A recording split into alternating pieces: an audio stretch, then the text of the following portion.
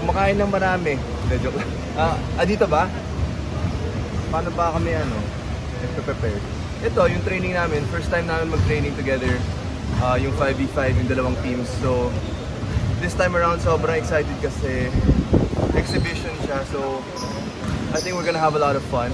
And it's our first time playing basketball in Davao. And I was there early this year and sobrang warm ng welcome ng Davao sa amin. So, I'm very excited to be back.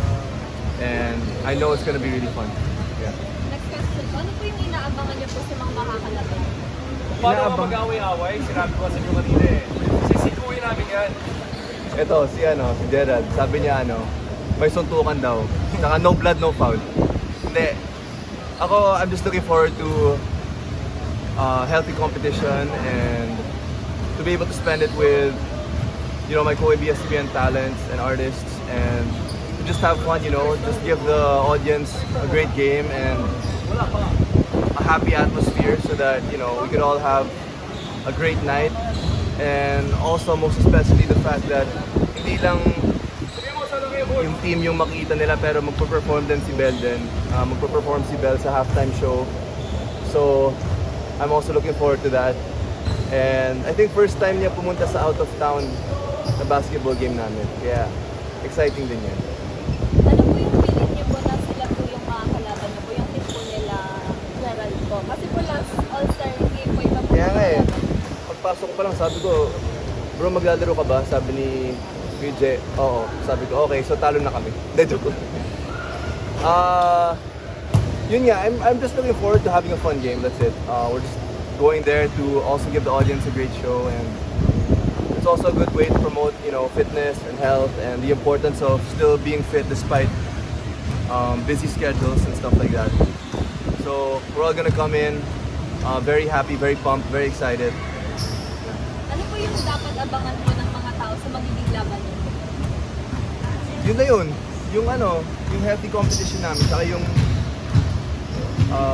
friendly rivalry between ABS-CBN artists.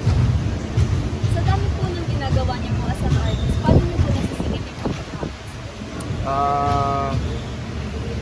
I think part talaga dapat ng lifestyle mo or in general is to still be able to put in fitness schedules and workout schedules because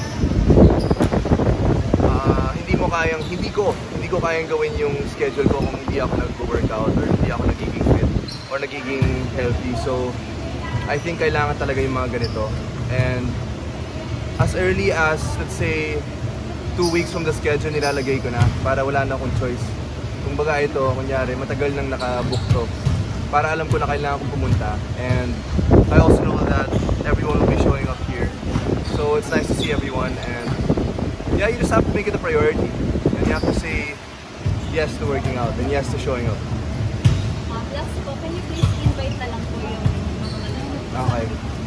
Southeastern Southeastern University. Hala, hindi alam mo.